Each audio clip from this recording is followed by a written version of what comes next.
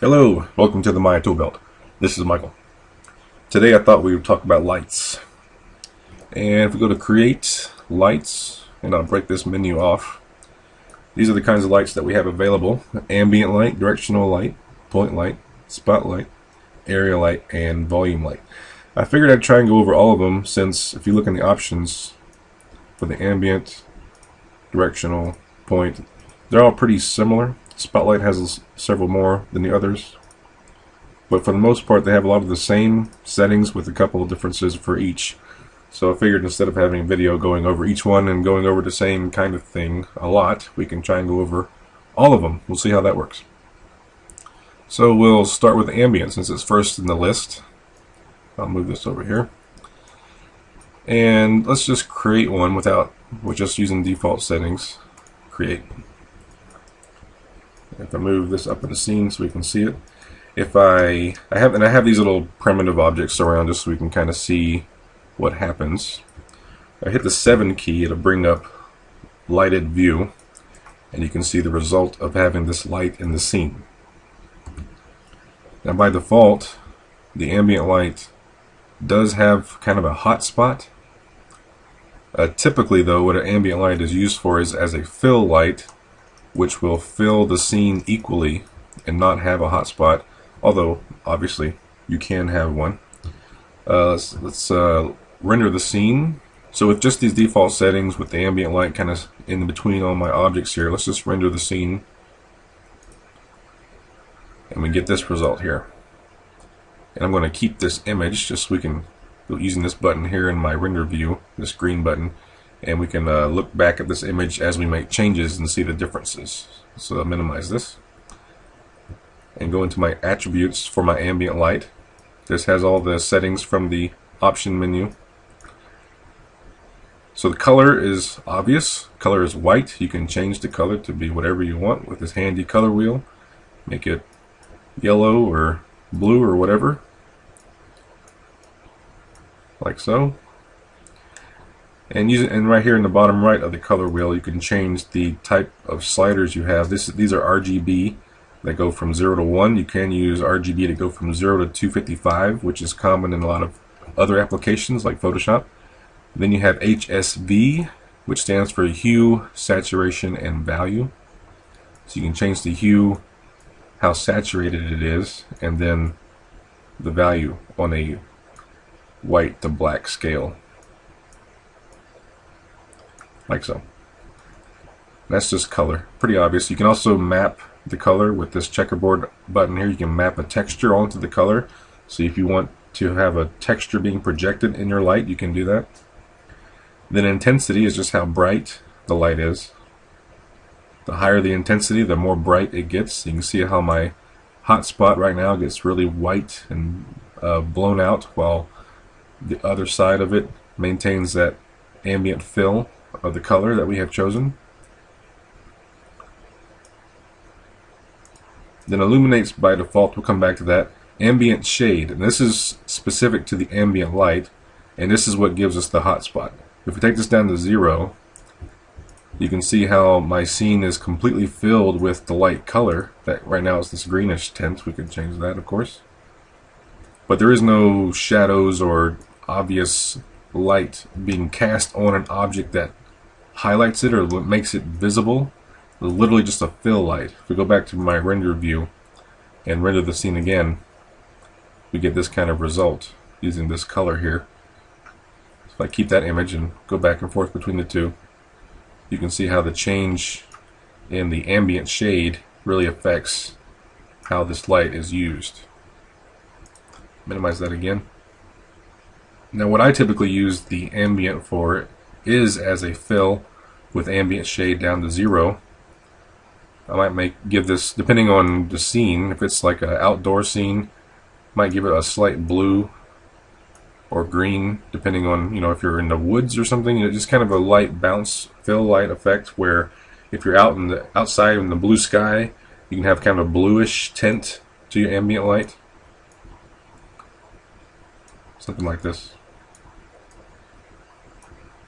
And then my intensity might be really low, just to give it a hint, so that And the main reason that an ambient light is important is you don't necessarily want anything to be completely black in shadow, which can happen if you don't use an ambient light.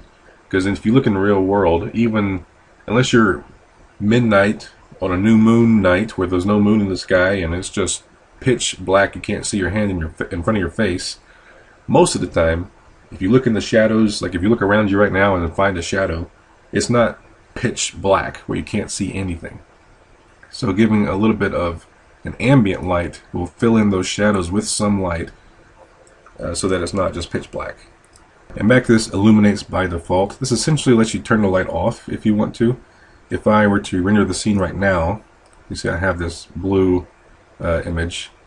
If I uncheck this Illuminates by default and simply render again, my image is black. There's no lights in the scene because my light has been turned off. So Illuminates by default, you can turn the light on and off. Turn it back on for now. And then we have shadows. And let's actually go back to the ambient options just to kind of keep within what we have here. Ambient intensity, color, and ambient shade we've gone over. Then we have cast shadows. Shadow color and shadow rays. And I don't want to create a new ambient light. I just wanted to look at the options and keep on track. So casting shadows, it will not cast shadows until you turn on use ray trace shadows. Other lights have other shadow options, but this uses ray tracing, which is a render setting. If I go to my render settings, which this button here will open, display render settings, and then under the Maya software tab, if you scroll down, you have ray tracing quality, and you have to check ray tracing on. If this is not on, then use ray trace shadows. Even if use ray trace shadows is checked on to use it, if your render settings does not have ray tracing checked on to begin with, this will be ignored. So keep that in mind. I'm going to check that on. So use ray trace shadows. Let's re-render the scene now. So now you can see I definitely have some shadows being cast, and they're a little chunky, but that's okay. We're just kind of looking at examples of how this works. So use ray trace shadows. Then you have shadow color. This is another setting for you want to adjust, and I'm going to use this little color picker actually to pick that color. So my shadow color is the same as my ambient light color, for instance. Let's see what happens. You can see we get kind of a different same result. If I lower this value down so it's darker and render again, now you can see the shadows being cast. So my light, remember, is kind of floating in the middle of my scene. You can see my cubes now more defined, my sphere up here. And you can kind of see the lights are, the shadows being cast are a little chunky maybe, but that's what these settings come in over here. We have shadow radius, shadow rays, ray depth limit. These are values you can play with and kind of get different qualities in your casting shadows. And these are specific to ray trace shadows. There are also another kind of shadow called depth map, which this particular light doesn't use. I will say that for the ambient light, I never use shadow casting in the ambient lights, mainly because I do use it as like a fill light. And the fill light typically is not a shadow casting light. Obviously the option is here in case you want to use it. And so because of that, I'm going to skip this step for the ambient light and come back to it with another light that I would typically use shadows with. So I'm going to uncheck use ray trace shadows. We won't use shadows. So when I re-render my scene, we'll go back to the shadowless scene. That's an ambient light. I'm just going to go ahead and delete that for now. So I have my dark scene, no lights in the scene. I'm going to create a directional light. So I've created a directional light. You can see it's indicated with these kind of triple arrows.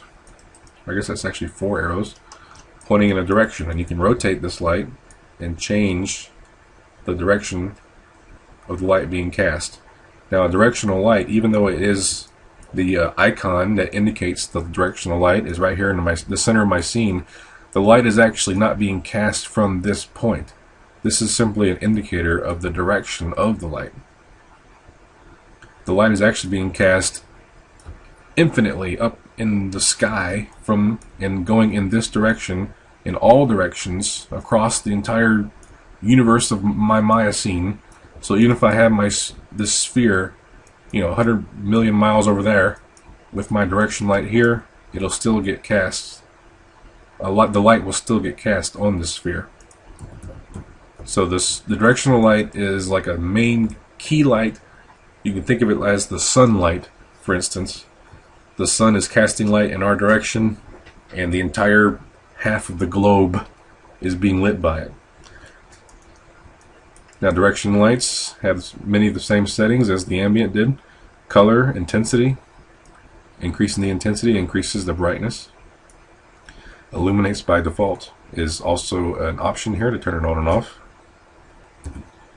Another thing about the Illuminates by default checkbox is when you uncheck it, it gets removed from the default lighting set, which means Maya will not render it by default.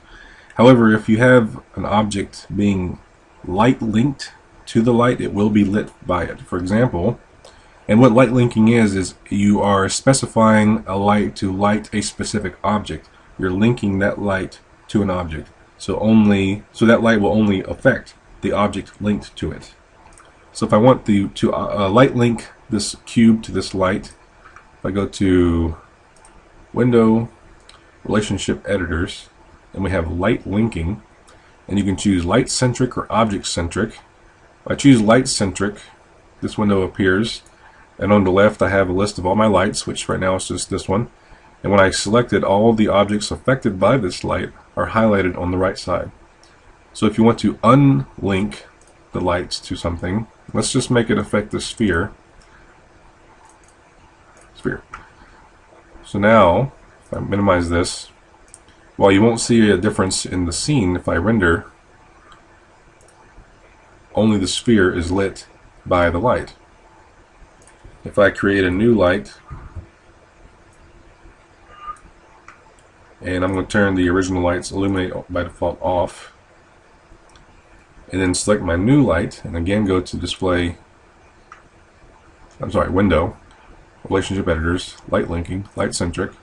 I got my light 2, I'm going to uncheck this sphere. So light 2 affects everything else, light 1 is affecting only the sphere. And I'm going to rotate light 1 like so, and increase its intensity like this. So now when I render the scene, you see my sphere has this bright light coming from the opposite side as everything else, because it has been light linked to the first light and only it, while everything else is being lit by the second light pointing in the opposite direction. So you can kind of get these neat results using light linking. And even though the first light has Illuminates by default turned off, because it is light linked to the sphere and the sphere is visible, its effect can be seen. So keep that in mind when it comes to Illuminates by default. And also keep in mind light linking. I'll probably have another video going over light linking in more detail in the future. So let me undo all this stuff to go back to my original light that we've been playing with. Intensity and color, we've kind of gone over. Then we have cast shadows. And we open the shadows tab in my attribute editor. You can see now we have a couple options. We have depth map shadows and ray trace shadows. Depth map shadows uses kind of a texture projection method of creating shadows. You can change the resolution of the shadows here, and you have lots of different options here. Because we want to go over all the lights, I think I'm actually going to have another video going over shadows, I think. It might be best just to keep this video shorter than an hour. So I think I'm going to just check the depth map shadows just to show you how it works, and we'll go in more detail about the shadow options for depth map and ray trace shadows in a future video. I think that would be best. So with depth map shadows turned on, you can see the shadows being cast, and if you look at the shadows, you can see they're kind of pixelated. The resolution of the shadows being projected is, again, it's like a texture almost. If you increase this to, say, 2048, and I'll keep this image and render a new one.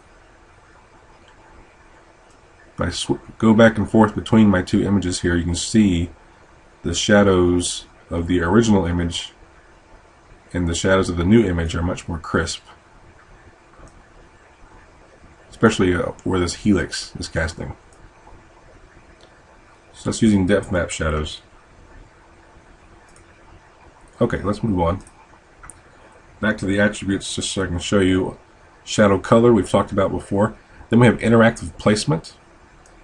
If I delete my original light and make a new one, and we'll check on interactive placement and hit create, what happens is I'm now looking through my light. So when you have that option checked, your camera view becomes the light itself, and you can use your camera controls to point the light in the direction you wish for it to be pointing.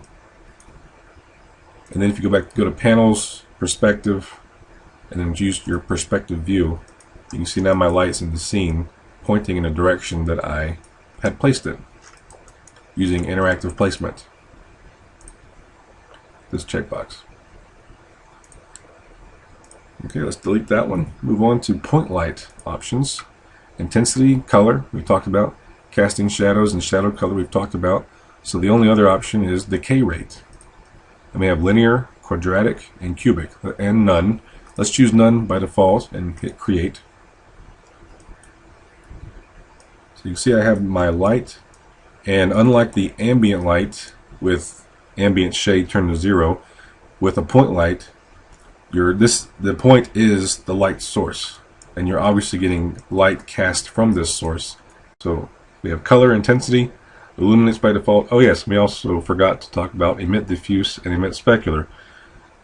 These are texture attributes. If you have an object that's textured, you usually have a diffuse texture, which is the color of the object, and then you have a specular value of some sort, whether it be a specular texture, or just a specular value to make something shiny. And with these two checkboxes, you can turn on or off whether or not the object that this light is casting on will display the color or display the specular. To demonstrate that, let's do the sphere. It's probably easiest. I'm going to create a new material really quick.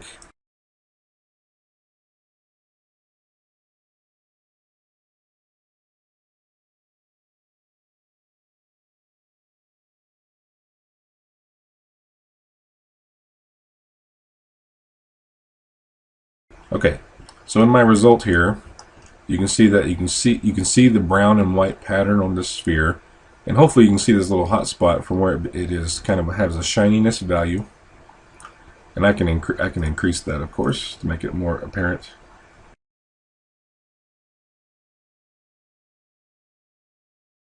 So it has this little highlight on here. Okay, keep this image just so we have something to compare to. Select my point light and turn off emit diffuse. So with emit diffuse turned off, and I render again, you see I see no, actually I don't get even my default Lambert, which is just this gray material. I don't even see that anymore. All I see is my little specular highlight from my sphere. Let's turn on diffuse and turn off specular and render again. I do see all my materials, but that little hotspot, which if I go back to this one, let's just delete this one right here. So if I go back and forth between the two, you see my little specular highlight right here, hopefully, is no longer there in my new image because I turned emit specular off. Okay, that's all that really does. By default, they're turned on. I'm just going to put my original Lambert 1 back on my sphere, and we can move on from there. So now we have decay rate. So by default, it's no decay. So you notice when I render my scene, my point light, which is right here in the middle of my scene, illuminates all the way to the edge of my plane, which is making up the floor, and possibly beyond that, if I had anything out there to cast light on. So think of like a candle, a small candle on a birthday cake. The light from that candle will not necessarily reach across a gymnasium, while a light from, say, a light bulb, a very powerful one, could.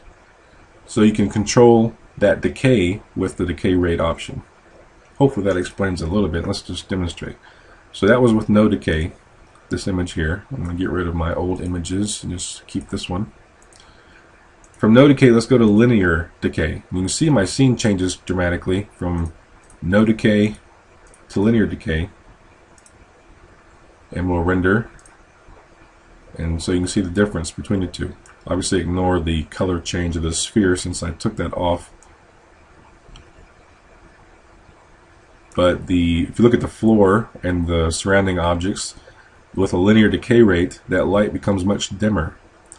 And you might find that you need to increase the intensity to compensate. Let's change to quadratic. You see my scene gets even darker. Render this scene. So this is no decay, linear decay, quadratic decay, even darker. We can still see a slight result from the original intensity of 1 of my point light. Now let's choose cubic decay and render the scene. And you might not even be able to see this, but there's a slight light being cast on the sphere up here I can see, but otherwise it's pretty dark. So linear, no decay, linear, quadratic, and cubic. So why would you want to do any of this? If you increase your intensity values, you can get some different results. So let's say I have an intensity of 20. Let's go back to no decay. Get rid of all my images that I don't need anymore. And render the scene. So with the intensity of 20 and no decay, we're getting this huge, bright, blown out scene. Keep that image. Let's choose linear decay and render. So now we see our blown out scene has been limited down to this area in the middle. Let's choose quadratic decay. So this actually doesn't look, unreasonable. You might actually have a scene that has this type of light setup. If you think of a light bulb, if a light bulb is hanging in the middle of this scene here, this would look pretty much like you would expect with a light source like that. Let's go back to cubic. And even with an intensity of 20, a cubic decay rate does still make a relatively dim image. So again, this is with an intensity of 20, which is a very high intensity in most cases. No decay, quadratic decay, linear decay, quadratic decay, cubic decay. Delete my point light and go to spotlight. Spotlight has several more options than the others. Intensity, color, we've gone over, cast shadows, shadow color, interactive placement, we know all these things. I'll turn interactive placement on. Then we have cone angle, penumbra angle, drop off, and then decay rate, which we've talked about decay rate already also. So cone angle, penumbra angle, and drop off are the main 3 new options we're going to go over for spotlight. With interactive placement checked, I'm going to hit create, and you'll see now I'm looking through my spotlight and aiming it at my scene.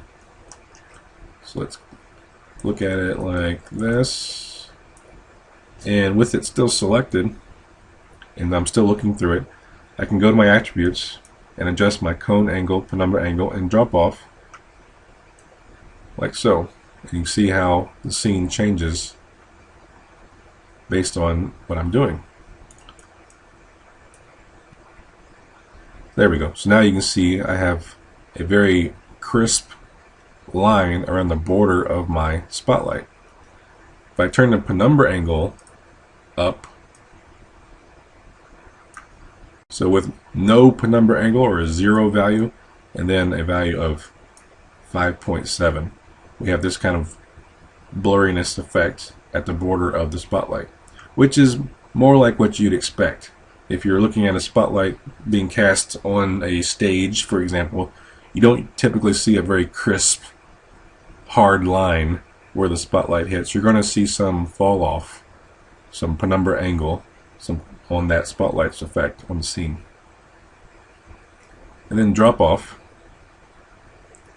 Increase this value. You can see my scene change. And let's render a view. So with the drop off value of 15.8, you can see how the scene changes. And what the drop off value is essentially doing is it gives you a bit of a gradient from the center of your spotlight, so you get a little bit of a hot spot from the center, and it kind of falls off or drops off toward the edge. You increase your intensity and get different results, like so. So you get more of a hot spot in the middle with a drop-off angle. With drop-off at 0, you see my light was pretty much ambient, or not ambient, but the same light value throughout the entire spotlight effect. With some drop-off, you get a bit of a hot spot in the middle. So cone angle, penumbra angle, drop-off. Decay rate, it works the same as with a point light. This is with no decay. We can go up to Quadratic Decay, for example, and get nothing in our scene because our intensity is way too low. Let's increase the intensity to say 200. There we go. So with using decay rates, you have to really play with the intensity and make it get the results you need. The intensity of 500 probably, yeah. So, and this with a quadratic decay rate, you get this kind of result. So definitely play around these values and get the kind of result you're looking for. And don't forget about casting shadows, of course. Turn it on, render again, and we get this. Increase the resolution for more crisp shadows, if you'd like. Change the shadow color so it's not just pitch black. So another thing about spotlights is they have a setting called barn doors. And if you've ever seen a spotlight in real life, they do have these doors on the sides that the camera, I should say the light man can adjust. And that's under light effects. And we're going to go down here to the barn doors. You can checkbox this on. Let's with the default values, let's look at what we get. So you can see how it kind of squares off the spotlight. And so just think of it as you have your spotlight and you're literally putting like a piece of cardboard, for example, just across the sides of the light to square off that round shape. And this is the kind of result you get. And you can change these angles to get different results. Let's increase the bottom barn door, for example. Render a new scene. And so you see the difference with that bottom barn door option changed. Alright, let's move on to the next light type, which is area light. In the options here we have intensity, color, decay rate, shadow color, interactive placement, all kind of the same stuff we've gone over before. Let's choose interactive placement and hit create. So I'm looking through my area light. No visible indicators on the screen about anything in particular. So I'm just going to kind of cast it toward my scene and go from back to panels, perspective. And you'll see that my casting object is this square shape. And let's take a look at my scene. Let's render it. Let's see what we get. Let me get rid of all these spotlight images. So it's kind of casting across the entire area. If I turn on Show Manipulator, you get this handle that changes the aim of the area light. We can place it down here. I'm just going to move this around a little bit. So an area light is different from other lights in that it can be controlled, the shape of it can be controlled with scale. So area lights in general are pretty useful, especially if you're rendering scenes for like still life, because it kind of gives a window effect. Like if you have a window in your scene and you put this area light in it and just change the shape of it to fill the window, it'll give you a very accurate representation of light coming from that window. But area lights are very versatile and are very similar to other lights such as spotlights. However, there's not the cone of light. It's just a very large area of light, hence the name. It's not directional in the sense that it's not casting in all directions. It is, of course, directional in that you can rotate it. But it's definitely good for lighting a scene as opposed to lighting an object. Hopefully that makes sense. And the last on the list is volume light. Let's go in the options. Intensity, color, shadow color, same stuff as before. Let's create one. And it gives us this volume. A volume light is pretty useful in that you can see where the light is coming from and like the amount of extent the light has. If I render the scene, see it's very black because there's nothing within the volume that I have displayed here. If I move this volume so that my helix is within it, just that is shown. So you can definitely have a lot of more pinpoint control over where these lights cast and what they affect. Like so. And the attributes here, you can adjust this color range. It's like a gradient value. So I do this with my gradient and render again. You can see the different result. It's kind of like a decay rate, but you're controlling with a gradient slider instead. Then you have light shape. You can choose sphere as by default, and we have box, cylinder, and cone. So you do cylinder, for example. You can have a different shape to the area being affected.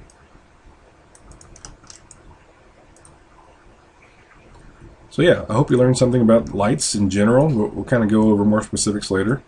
And if you have any questions, let me know. And thanks for watching.